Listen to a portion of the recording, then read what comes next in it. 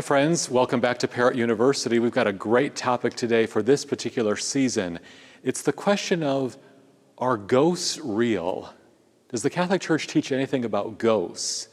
Friends, it's a great question. It's a question that I get a lot from teenagers, but it's a question that also comes up a lot among adults. And in this particular season, it seems pretty fitting to address the topic these days. Officially, the Roman Catholic Church has never made, that I'm aware of, any official teachings or statements on ghosts. But there's still a lot that we could say. Friends, I can't sit here and say definitively as a representative of the church that ghosts are real.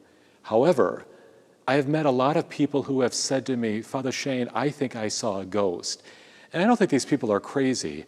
I've met a lot of people who can credibly say, with their wits about them, that they have seen something or that, appearances or things have been happening. So what are those? Who are they? And how do we interpret them with the lens of faith and as a biblical people? I think there's a few things that we could say. First of all, friends, we recognize that there is a visible world and there is a really, really big cosmic invisible world as well, right? God is in heaven, the saints and angels are in heaven, but we also know all the fallen angels of heaven who descended moments after they came into existence, those who chose not to worship the Lord, those who chose not to serve him. Those fallen angels are in hell. They are Satan and his fellow demons, those who are fallen spirits who really seek to bring about destruction, seek to bring about turmoil, or anything that would pull us away from our quest to get to heaven and be united with God.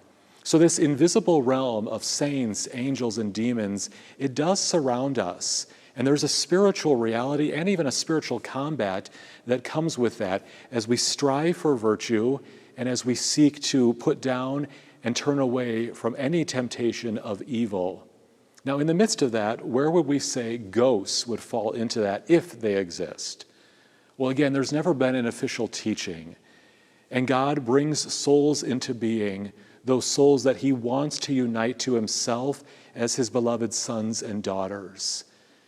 There is a priest that I know who is quite an expert in this area, and he's got a theory. It's not from the Pope, it's his personal theory as a priest. And he said, I think ghosts are probably real, but they're probably at the lowest rung of purgatory. Souls that have died, that are on their way to glory, yet for some reason, they still might have an attachment to this world, or they still might be needing our prayers and our intercession as the church militant on earth to intercede for them on their way to being received fully into the glory of heaven. I know some priests who work in exorcism ministry, and exorcisms are real. And yet, an exorcism is also very rare, in which someone just doesn't walk down the street and just suddenly get possessed by the devil. Instead, there are sometimes subtle temptations and some subtle things that can happen around homes or properties that might be a manifestation of evil. But I've also met some exorcists who will say that at times, if things seem to be strange around a house, if things seem to be happening that are a little abnormal, it might not be the presence of a demon.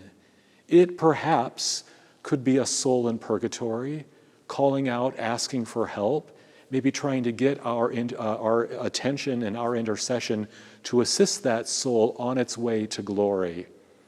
I know of one family who experienced something where there seemed to be the presence of a voice of a small child attached to that home. They didn't build this home. They had bought it, already used, and they had moved in. And for some reason, they started to hear the voice of a small child around the property.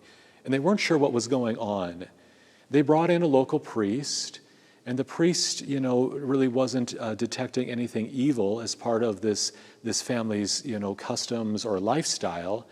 And the priest offered a mass on that particular property in that home for whatever voice that child might have been coming from. And as soon as he offered mass, the voice stopped. And it was in his interpretation that that child might have been a soul in purgatory, and that the gift of that mass helped that soul and perhaps countless others on their way to eternal glory. Perhaps that is one interpretation of what a ghost might be. People who have seen things on earth, maybe even the outline of a person, maybe the apparition of a person, and they weren't quite sure what they were seeing. Was it something demonic? Was it a saint from heaven? Was it a soul from purgatory seeking our prayers and intercession? We don't always know, but I would give you a few recommendations. If something is happening that seems very abnormal and it is causing you a lot of unrest, if it is giving you a lack of peace, that is probably from the evil one, and it needs to be dealt with properly with church authorities. If something happens quite miraculously, maybe you are someone who's been blessed with the apparition of an angel or maybe even a saint from heaven. It's rare, but they do happen. That is a wonderful gift from God. And as terrifying as that might be, those blessings from the Lord also give you a deep sense of internal peace and joy, inviting you into a deeper relationship with the Lord in which your faith is really confirmed that there is this whole invisible realm that surrounds us and that we are living in as a part of on a daily basis. And if there's anything else that might seem abnormal to you, that you're not quite sure what to make of it or how to interpret it, I invite you, go talk to your local priest. Tell him about your experiences. He can come bless your home with holy water. He can come say Mass at your house if it's necessary. And if there's anything else that seems a little curious, he can offer you some spiritual direction. And when in doubt, if something is abnormally occurring, maybe just offer some prayers to God for any souls in purgatory who might be calling out for help in that moment, should that be what's occurring. I know this is kind of a vague topic. It's hard to get our arms around. It's not a topic that I would wish you spent a lot of time focusing on. The most important thing is to focus on Jesus, not on all the supernatural or the paranormal activity that can occur on earth.